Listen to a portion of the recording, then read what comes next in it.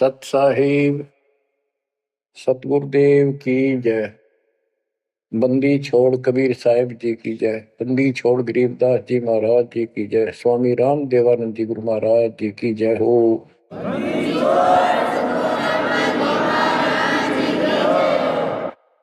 सर्व संतों की जय, सर्व भक्तों की जय, धर्मी पुरुषों की जय। श्री काशी धाम की जय, श्री सुडानी धाम की जय, श्री क्रोथा धाम की जय, श्री बरवाड़ा धाम की जय। सत साहिब ग्रीव न्योली नाद सुभान गति, लड़े भुजंग हमेश, जड़ी जानो नाम जगदीश है, विष नहीं व्यापे शेष। संत गरीबदास जी महाराज परमात्मा से प्राप्त अध्यात्म ज्ञान को कितने सुंदर तरीके से प्रमाण के साथ पेश करते हैं कि परमेश्वर कबीर जी का जो नाम है ये ऐसा जबरदस्त है। कबीर साहब ने बताया कि कबीर जैसे फनपति मंत्र सुन, रख पुन सुकोड़े, ऐसे बीरा मेरे नाम से बाल चले मुंह मोड़े। ये तो कबीर साहब ने स्वयं बताया। जैसे फनपति सर्प और गारुड़ के मंत्र को सुनकर उससे इतना डर जाता है कि अपने फन को इकट्ठा करके भागने की चेष्टा करता है, ऐसे मेरे नाम से, कबीर नाम से, उस सच्चे मंत्र से यू काल चले मुंह मोड़, ऐसे काल दूर भाग जाता है। गरीबदास जी कहते हैं, यम किंकर कर जोड़ चले तिस देख रे, धर्मराय के अंक मिटावे लेख रे, जीव जूनी नहीं जा बाठा डे गही, दर्ग मंज हजूर पकड़ छे की बही। गरीबदास जी आंखों देखा परमात्मा की शक्ति का वर्णन करते हैं कबीर जी का, कि उनको देख कर यम के दूत हाथ जोड़ के और दूर चले जाते हैं। और फिर परमात्मा ने धर्मराज के दरबार में जाके मेरी बही निकाली। बही वो बुक, वो पैड जिस पे अकाउंट लिखा था, और परमात्मा ने कहा ये मुझे दो, ये मेरा भक्त हो गया, इसने मेरी दीक्षा ले ली।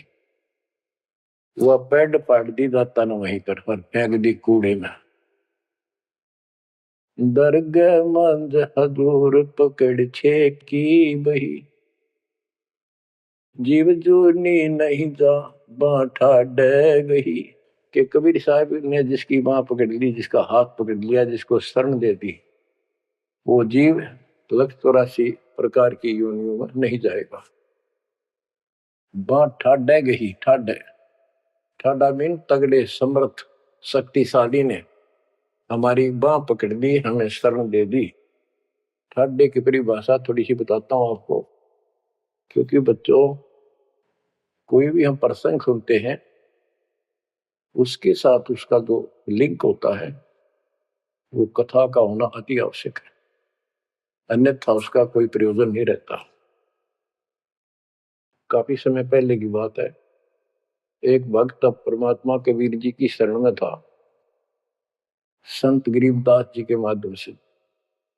और पुराने समय में खेती किसानी जो होती थी वो केवल वर्षा पर निर्धारित होती थी, और कोई नहर नूर नहीं थी, ना उसका कोई पानी लगता था।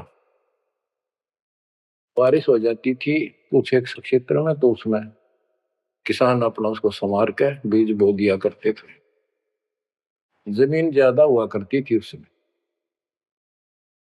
उस भगत की बहन के क्षेत्र में वर्षा होगी, वहां से मैसेज आया कि हमारे यहाँ बारिश हो गई है और सभी खेत एकदम बाने योग्य हो गए, बोने योग्य हो गए हैं, हेल्प के लिए आओ।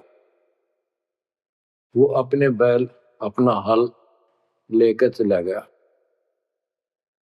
उसको दूसरे खेत में भेज दिया। स्वयं उसका जो जीजा था, बहन का बटेऊ पति, वो अपने बैल लेकर दूसरे खेत में चला गया। जिस खेत में वो भक्त गया, दिन में हल चलाया, दोपहर के समय कुछ समय रेस्ट देते हैं बैलों को, पेड़ के नीचे चला गया। फिर वहां देखा आसपास एक तालाब थी, छोटी सी तलैया जोड़ी, उसमें कुछ पेड़ पेड़ थे, पानी था। बैलों को पानी पिलाने चला गया तो वहां एक मंडी बनी हुई थी, यादगार सी छोटी सी चबूतरा सा बनाकर। उस पे एक बेली गुड़की रखी थी। बेली पहले 5 किलो का कट्ठा ही बना करते, वो विशेषकर चढ़ाने के लिए होता था, भेंट अपने देवी देवताओं को किसान चढ़ाते थे, बोल देते थे पहले ही फसल का पहला वो 5 किलो ऐसे पीर का चढ़ाओ। वो पीर की मंडी थी। तो वो जो एक का डला सा था मोटा 5 किलो का, 5 शेर का, उसको उठा लाया वो भक्त। कुछ आप खाया, कुछ बैलों को खिला दिया, अपना काम करके शाम में घर पर आ गया, सो गया। रात्रि के 12 बजे के आसपास एक 4.5 फुट का, टोपी सिर पे, सफेद कपड़े, दाढ़ी जैसे मुसलमान वेशभूषा हो, आके उससे 10 फुट दूर खड़ा होके और कहने लगा, तेने मेरा गुड़ कैसे खा लिया, तेरी हिम्मत कैसे पड़ गई, तो ठाड्डे की शरण में है इसलिए बच गया, न तुझे मारता और तेरे दोनों बैलों को मारूंगा। मेरी पार नहीं बसाई और कति लाल आंख कर रखी और बहुत गुस्से में था। यूं कह गौ चला गया। भगत को भी फिर थोड़ा सा एहसास हुआ यू के बला थी, बाकी इतना तो विश्वास था कि समर्थ की शरण में हो, इस तरह के कुतरुओं का कोई बहुत नहीं। फिर भी मन में था वही कहते, ये बात हुई तो हुई क्यों, ऐसा क्या कारण हो गया। उसने अपनी बहन से पूछा कि बहन ऐसे ऐसे उस मंडी पे गुड़ चढ़ा रखा था आपके खेत में, किसकी वहां रखी है वो आपके खेत के बराबर में जोड़ी पे, तालाब पे। तो उसकी बहन बोली के बात हुई भाई, क्योंकि एक बेली चढ़ा रखी थी, किसी ने गुड़की तो रखी थी, मैं ठा लिया, उड़ा कुत्ते खाओ उसने, मन बहला थी खिला दी, कुछ आप खा ली। उसकी बहन ने बोली, रे क्यों जुल्म कर दिया तेने, को उठा लिया तू वहां से, रोड लागी न सुनते ही। भाई बोला मेरी तो सुन ले सारी।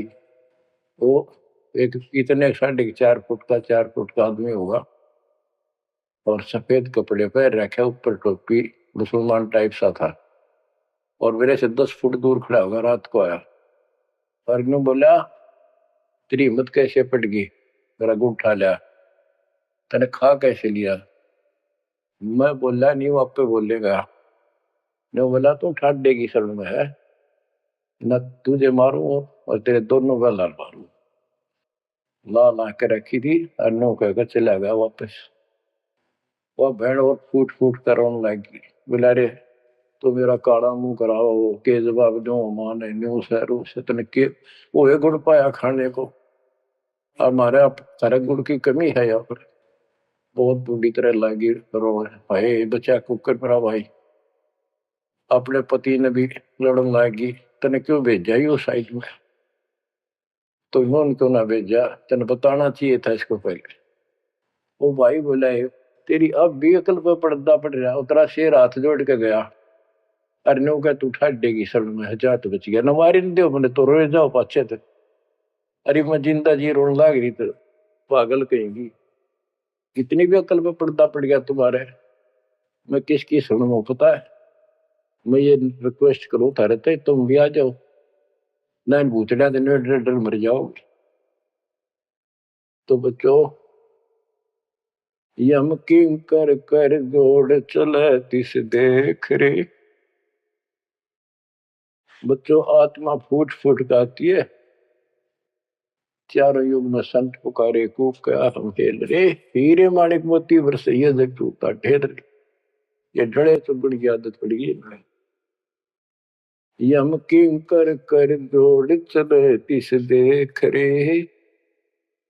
धर्म राय की बंद मिटावे लेख रे, जेव जोनी नहीं जा ठाडे गही ठाडे में दर्ग मंद हजूर पकड़ छे की वही,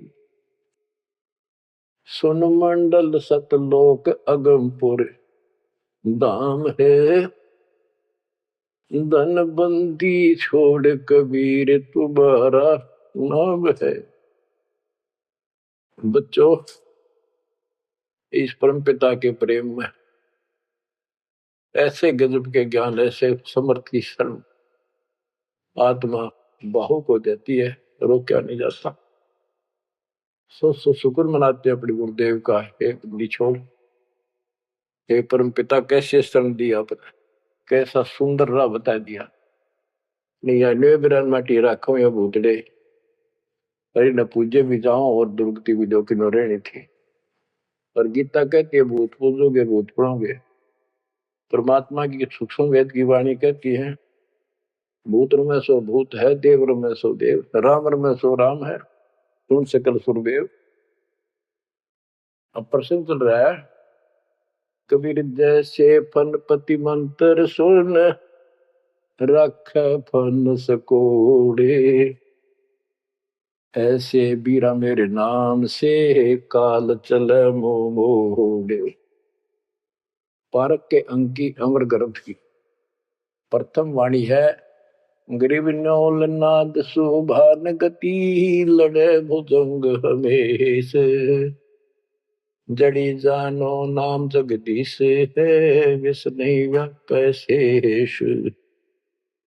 जैसे एक नेवला होता है सारा 9 इंच का प्राणी, और वो 10 फुट के सांप को, सर्प को, भुजंग को मार देता है। कैसे मार देता, उसके पास एक ट्रिक है, उसके पास एक जड़ी होती है, एक नागदमन जड़ी होती है जंगल में, उसको सूंघता है, उसमें स्मेल आती है। वो सर्प को उस समय छेड़ता है जो वो जड़ी के आसपास होता है, वो झाड़ बोझड़ों के अंदर होती है। वो सर्प को छेड़ता है, सर्प ऐसे फन उठा लेता है और वो जाके एकदम वहां जड़ी श्वास में भर लेता स्मेल, और आके उस सर्प के सामने सो के थोड़ी सी दूरी से छोड़ देता है। जिस दर से हवा चल रही हो सर्प की तरफ जा रही हो, उस साइड में हो जाता हो। सर्प को उससे चक्कर आने शुरू हो जाते उस स्मेल से, उसका जी घबराता है और वो भागने की चेष्टा करता है। नेवला फिर उसके गर्दन पे बैठ जाता है, मुंडी पे पीछे के, और वहां मुंह के ऊपर फिर वो स्मेल छोड़ता ही रहता है। उसको अचेत करके फिर पकड़ कर उसको मार डालता है, काट देता है। तो बच्चों, गरीबदास जी ने बताया कि कबीर परमेश्वर का यो सच्चा नाम सतनाम और सारनाम। सारनाम है, ये है मेन चीज। सतनाम भी बहुत शक्ति हो जाती है इन दोनों के मेल से। जैसे 2 जड़ियों को मिला दिया जाए, उसका कुछ अलग से स्ट्रॉन्ग दवाई बन जाती है, मेडिसिन। और तीसरी मालिक मिला, मालिक का जो सारनाम है वो तो कहना ही क्या है। तो हमारा जो मोक्ष जो होगा इन सभी मंत्रों के जाप से होगा। ये हमारी साधना है, पूजा हमारी सारनाम है। बच्चों, जैसे एक छोटा सा सर्प उस जड़ी की ताकत से, स्मेल की ताकत से जो श्वास में भर के लाता है, इतने तगड़े लंबे सर्प को कंडम कर देता है, ऐसे ही परमात्मा के इस नाम के सिमरन श्वास के द्वारा करने से। तो बताया कि ग्रीव न्योल नाद सुभान गति, लड़े भुजंग हमेश, और जड़ी जानो नाम जगदीश है। जगदीश सारी सृष्टि के मालिक का जो असली नाम है वो जड़ी है, वो नागदमन जड़ी है। अब जैसे सतनाम भी बहुत ताकत रखता है,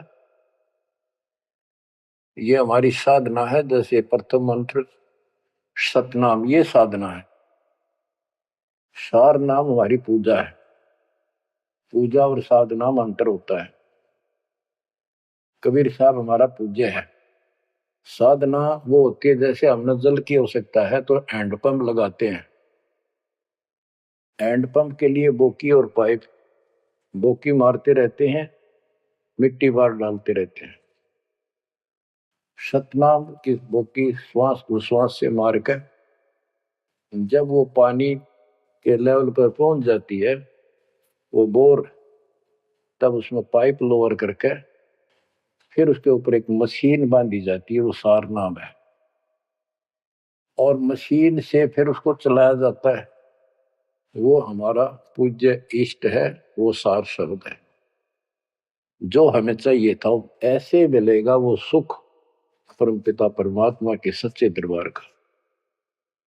तो गरीबदास जी कहते हैं वो मंत्र, वो जो सार नाम है, वो जड़ी जानो नाम जगदीश है। परमात्मा जगदीश कबीर साहब का सार नाम वो नाग दमन जड़ी बूटी, वो काल दमन। और विष्णु व्यापक शेष, छोटे से सांप की बात छोड़ो, शेष नाग जो सबसे बड़ा ताकतवर 1000 फुट का पंदर है, यानी काल 1000 भुजा का ताकतवर है, ये भी निकट नहीं आ सकता। बच्चों किस्मत सराहा करो अपनी, 100 गुण गाया करो। गरीबदास जी कहते हैं, गरीब साधों से ते मस्करी, ये चोरों नाल खुसाद, मल अखाड़ा जीतेंगे ये युगन युगन के माल। माल, रेसलर, पहलवान, इन नकली गुरुओं से तो खुश है सारा संसार, साधों से ती मस्करी, इन चोरा नाल खुसाद। हाय हाय, इन चोरों से, झूठे गुरुओं से खुश और साधु संतों के मजाक करते हैं। ये तो मल अखाड़ा जीतेंगे युगन युगन के बाद। आप हो वो युगन युगन के माल। बच्चों आपको बहुत बार प्रमाण दिए जाते हैं, देता ही रहूंगा आखिरी सांस तक, क्योंकि सिलेबस यू है। टीचर सारा साल सिलेबस पढ़ाता है, उल्टा सुल्टा उन्हें कोई रट्टा लगवाता है, और तब बच्चे सफल होते हैं। परमात्मा योगों से आपके साथ है। सतयुग में राजा अम्बरीश एक बहुत बड़े धार्मिक राजा हुए हैं, और खूब यज्ञ किया करते थे, भंडारे करते थे, ब्राह्मणों को खूब धन दान करते थे, लागड़ गऊ बांटा करते थे। 1000 लागड़ गऊ बांट देते। लागड़ माने बच्चे वाली, प्याई, दूध वाली। भोजन भंडारे करवाते थे, दक्षिणा देते थे। जैसा भी लोक वेद सुना था, गुरु जी ने बताया था, ऋषियों ने, वो सारा कुछ करते थे। परमात्मा वहां भी साथ रहते हैं, उनकी इज्जत रखते हैं भक्ति की, और बीच बीच में उनको समझाने की चेष्टा की, कोई ऋषि रूप बनाकर अम्बरीश जी को सच्चा मार्ग बताया, खूब ध्यान से सुना और नाम लिया। लेकिन वो ऋषि वहां सैकड़ों और मालिक एक। आखिर में राजा अम्बरीश भी हाथ खड़े कर गया, मालिक की साधना छड़ दी, और वो ऋषियों वाली वो शुरुआत कर दी। इतने अच्छे भगत विष्णु जी के बने हुए थे।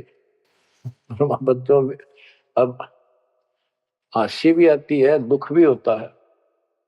गरीब वेद पढ़े पर भेद न जाने, वाचे पुराने ठारा, और पत्थर की पूजा करे भूल गए सृजनहारा। वेद पढ़ा करते ऋषि उस समय, केवल वेद, पुराण तो इनकी अपनी रचना है, फिर वो लिखते चले गए, और सारा वेद के विरुद्ध साधना करते और कराते थे। विष्णु जी की पूजा करे, और गीता क्या कहती है, तो चारों वेदों का सारांश है। विष्णु 3 गुणों में से एक सतगुण है। इन तीनों गुणों की भक्ति तक त्रिगुण में माया के द्वारा जिसका ज्ञान हरा जा चुका है, यानी इसी तक सीमित है, जो राक्षस स्वभाव को धारण किए हुए मनुष्यों में नीच दूषित कर्म करने वाले मूर्ख, ये मेरी भक्ति ना करते।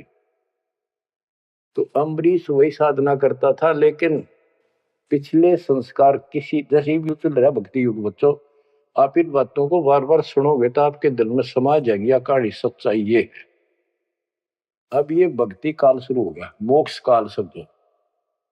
इसमें हजारों वर्षों तक चलेगा, अरबों भगत बच्चे बेटा बेटी पार होंगे, जो चलेगा जो भी लाखों वर्ष और भी चलेगा। लेकिन वो साधना करते रहेंगे, लेकिन उनका विश्वास इतना नहीं बनेगा, वो फिर यही रह जाएंगे काल के जाल में। उन्हीं में से फिर, क्योंकि उनकी भक्ति जबरदस्त है, शास्त्र अनुकूल है, अगले सतयुग में उन्हीं पुण्यात्माओं को काल जन्म देगा। उनको पहले ऊपर के लोकों में रखेगा, ऊपर के लोकों में स्वर्ग में देवता हजारों लाखों वर्ष वहां रहेंगे। यानी एक कोल्लू के साथ चक्कर है, चैन है, चैन। उस चैन पर जैसे डाल देते हैं, ब्रह्मलोक में गए, फिर चक्कर काटते काटते विष्णु लोक शिव लोक सारे अपने कर्म फोड़ के भोग के खत्म करके फिर भी उनके पुण्य इतने बच जाते हैं कि सतयुग में जन्म देते हैं उनको। और सतयुग में भी अच्छे पुण्य कर्मी फिर राजा बनते हैं। और वह भक्ति, ये वाली भक्ति कसक और वो शेष बची ताकत फिर भी साथ रहती है। और इस कारण से भगवान भी उनके साथ रहना पड़ता है।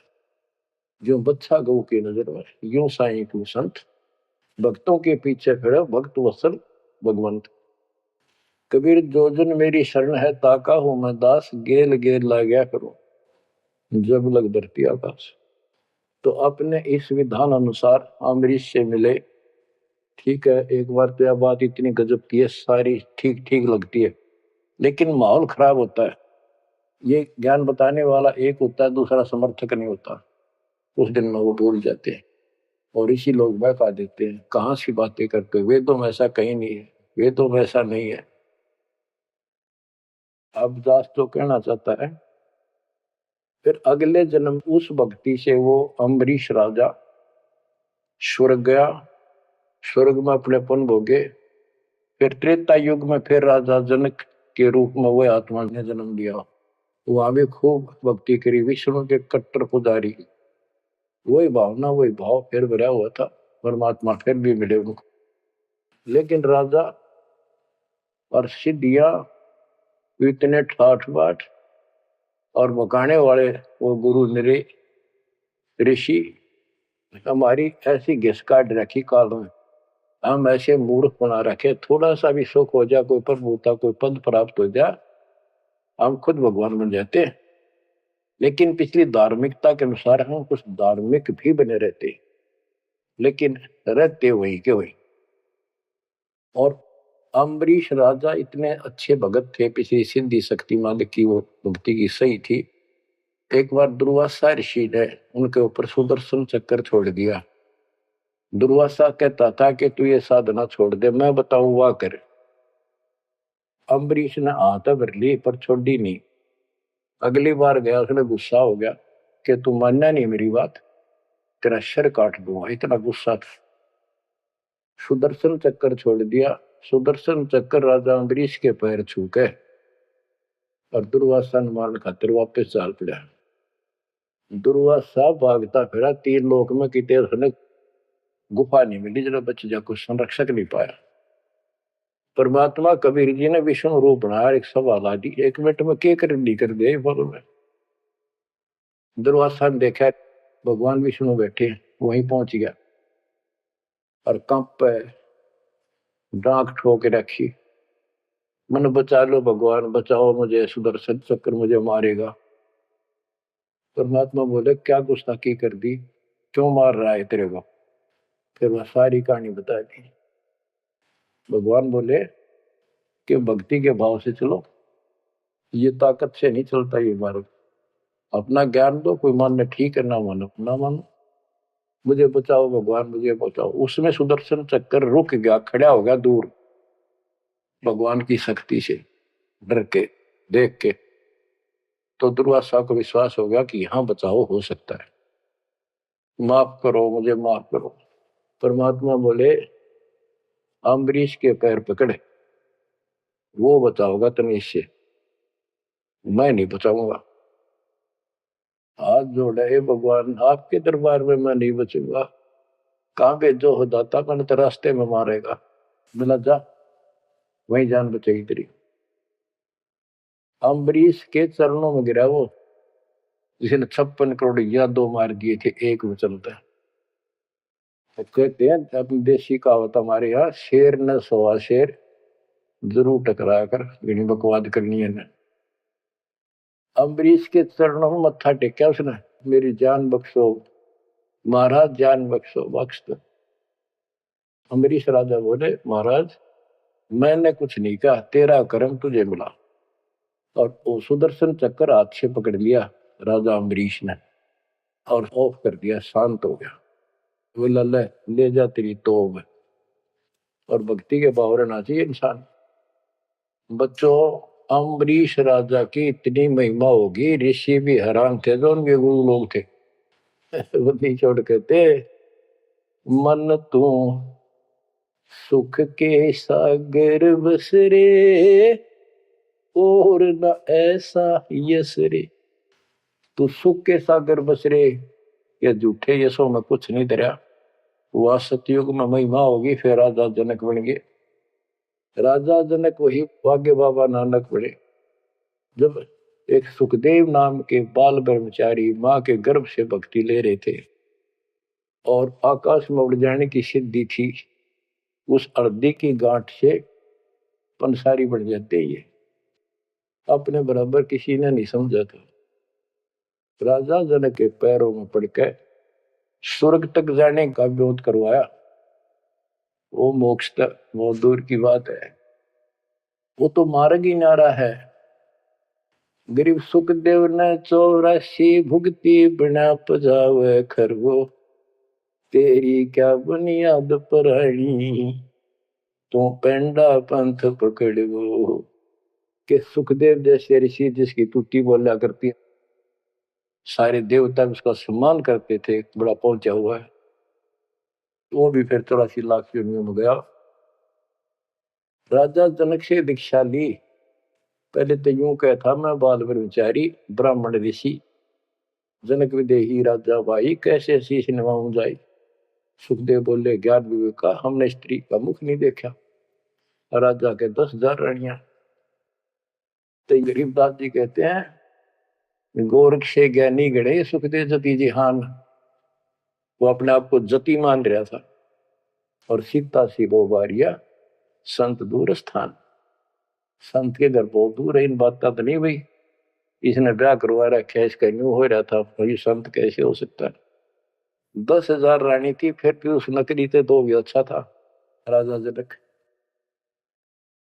बच्चों, ये मूल ज्ञान है, ये निचोड़ है, निष्कर्ष है, ये तत्व ज्ञान है। और राजा जनक रूप में बहुत गणे यज्ञ किए, बहुत प्रमाण है पुराणों में।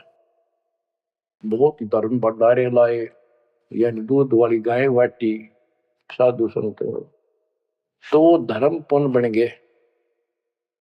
अब देख काल कैसे ठगी करता बच्चों, सारे पॉइंट याद रखने पड़ेंगे। बेमतलब अपने धन ने खोया नहीं करते। राजा जनक और सुखदेव विमानों बैठकर स्वर्ग जान लग रहे।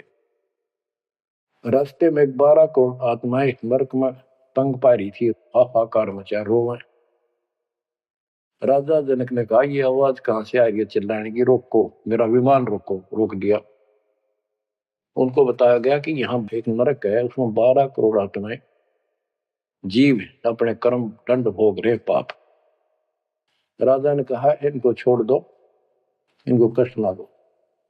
तो वहां जो उनके साथ गए थे देवदूत, यमदूत, वो कहने लगे, जी यहाँ आपका हुक्म नहीं चलता, यहाँ का राजा धर्मराज है, उसके आदेश से सब कुछ होता है। बोला, या तो मुझे इस नरक में डाल दो, मुझे भी यहीं छोड़ दो, ना इनको निकाल। धर्मराज तक बात गई। धर्मराज जी वहां आए, बात सुनी। धर्मराय बोले, राजन अपने अपने कर्मा का फल सब न भोगना पड़ता है, ऐसे नहीं कुछ हो सकता। तो राजा आकड़ गया। भाव यानी एक परमार्थी भाव, परमार्थ भी हिसाब का होना चाहिए, उपवाद में कोई परमार्थ नहीं चला गया। कि या तो मुझे यहाँ छोड़ दो या इनको साथ लो मेरे। तब धर्मराय ने एक विकल्प निकाला कि आप अपने पुण्य दे दो इनको, आधे या जितने चाहते हो, उतने समय तक इनको आपके साथ वहां स्वर्ग में भेज देंगे। राजा ने 50% पुण्य दान कर दिए। सबको बिठा के 12 करोड़ आत्माओं को विमान में बिठा के और स्वर्ग ले गए। बच्चों, सुखदेव ने गलती करी नहीं, वो तो आज तक स्वर्ग में है। और वो राजा जनक ने आधे पुण्य खत्म कर दिए, बाकी के पुण्य में तिल्ला झाड़ के खा के खर्च के खोखंडा के बाबा नानक रूप में जन्मे। पहले राजा थे 2 जन्मों में, दुनिया भर के नौकर होते थे, और फिर हैंड टू माउथ हो गए, खुद नौकर लगे नवाब के मोदी खाने में, गोदाम में।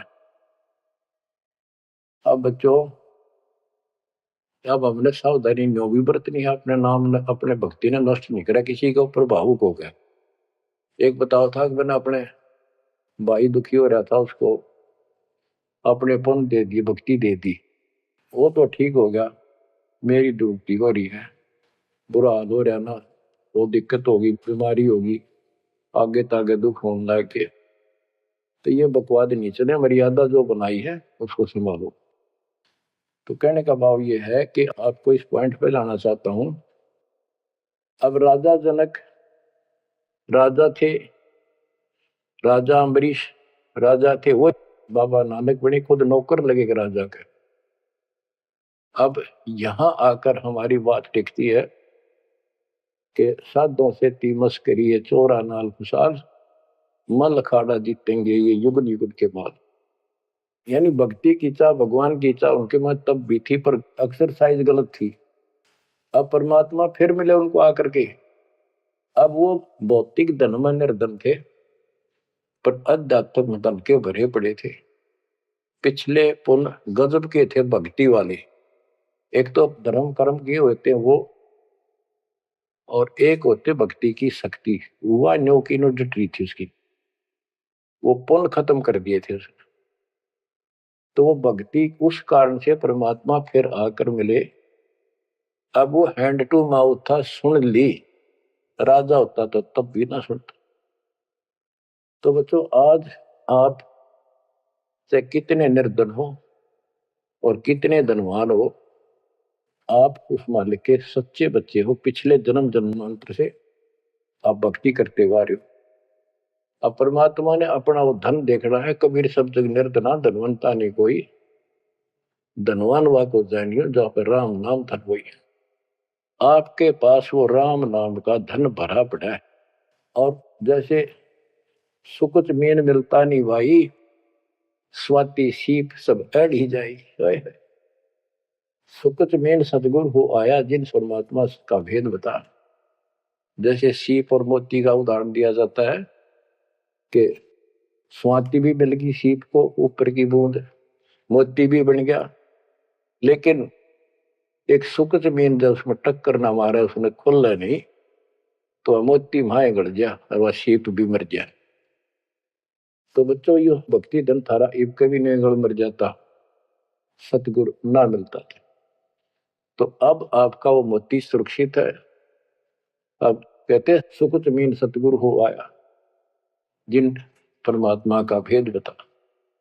तो बच्चों, फिर बाबा नानक को मालिक ऊपर लेकर गए और उनको वो सच्चा राह बताया।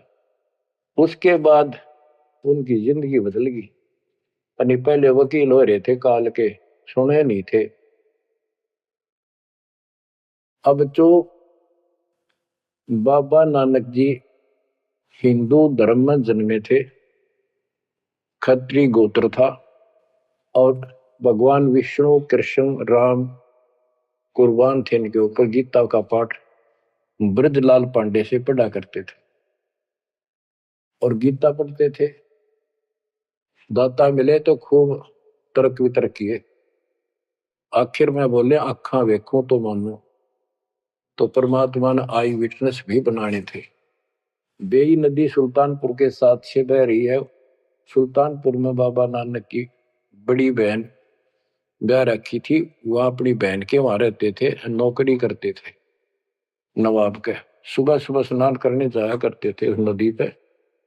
वहां परमात्मा ने 2-3 मीटिंग करी। तीसरी बार जब आए ने बोले आंखें देखो, जो मानो बात सारी समझ में आ गई। गीता बार बार देख ली, पढ़ ली, सच्चाई भगवान कोई और है। और चाव भी थे, पर पुराना ज्ञान और कोई नो समर्थक नहीं गया, बात सच्ची है। तो वो कहने लगे आंखा देखो तो मानो। कबीर साहब और बाबा नानक जी परमात्मा समकालीन थे।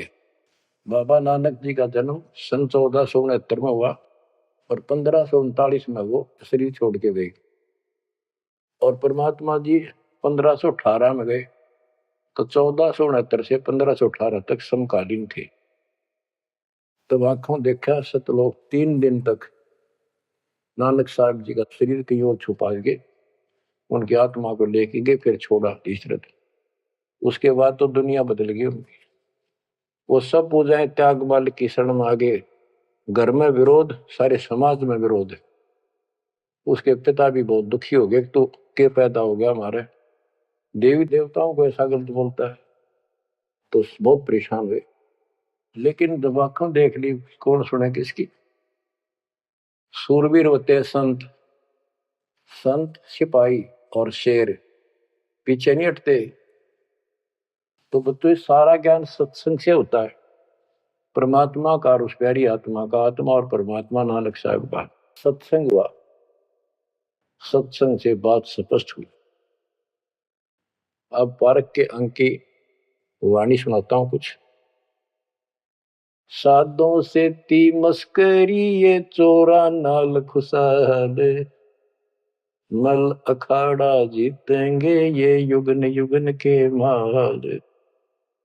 अब वो बाबा नानक युगन युगन के माल थे और वो जीते, डट के खड़े हो गए। फिर जब ज्ञान समझ में आ गया, सारा संसार मीराबाई थी युगन युगन की माल। सत्संग में जाना ना छूटे मां, जल का मरो संसार। तो बच्चों इस स्थिति में तो बनाना पड़ेगा एक दिन, जब जाता राजी होगा।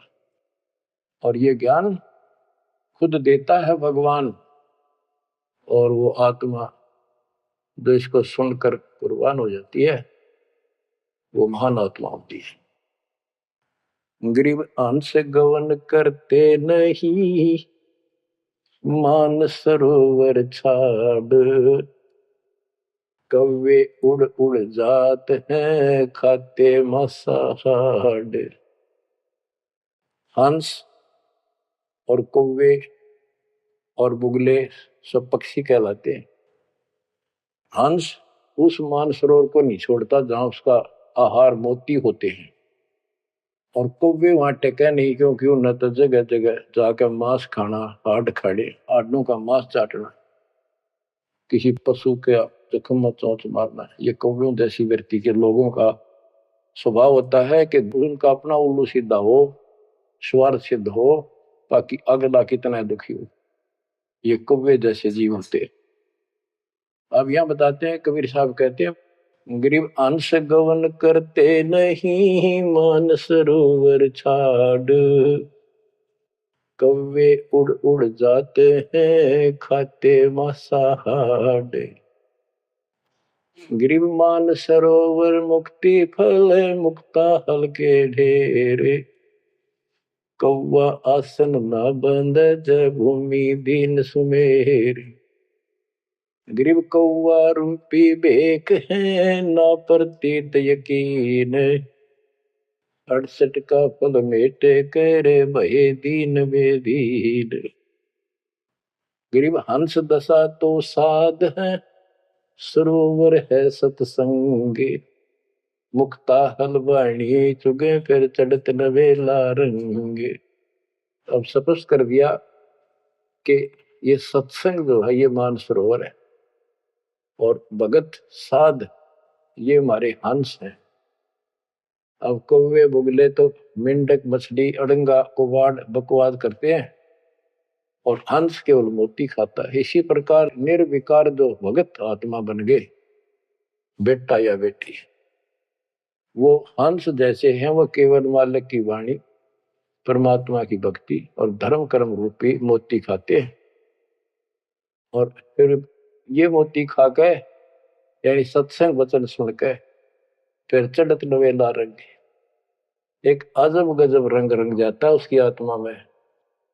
आत्मा इतनी मजबूत हो जाती है जैसे बाबा नानक की होगी, जैसे मीराबाई की होगी, ऐसी आपकी भी होगी, इस सत्संग से होगी। बच्चों ये सत्संग मिला ही नहीं था अपने को आज तक। यह परमात्मा की कलम तोड़ कृपा आप पर देखो ना कितना लाग रही रहे उस बालक ने। उस परमात्मा के ये वचन याद कर लो, सतगुरु जो चावे सो कर ही 14 कोट दूत जब डरी। ये जो चावे सो कर लो, ये प्रमाण देख यो कर दिया। ऊत भूत चंत्रास निवारे और चित्रगुप्त के कागज पाड़े। पुण्यात्माओं, धन्य आपके माता पिता जिनसे जन्मा, और धन्य आपकी किस्मत, धन्य आपकी पिछली करनी, और धन्य आपके इस समय को कि आपका जन्म किस समय में हुआ है। इस माल्य के प्रयत्न को, दास के इस प्रयत्न को हल्के में ना लेना। पुण्यात्माओं, उस दाता की अमर कथा आपके हृदय में भर रहा हूं, ये अमृतहार आपको करा रहा हूं। बच्चों कुर्बान हो जाओ, समय पहचान दो, टाइम बार बार नहीं आता होगा आपका। ये संसारिक धंधे थे कर कर मर लिए, इनमें फिर भी पूरा ना पटता। इस मालिक की तरफ ध्यान ज्यादा दो, हर चीज में बरकत दिखा दूंगा, नारी नारी। परमात्मा आपको मोक्ष दे, आपको समय दे इस अनुभव रत्न, इस मानसरोवर बनाने का, आत्मा के मैल कटाने का। सत्साई।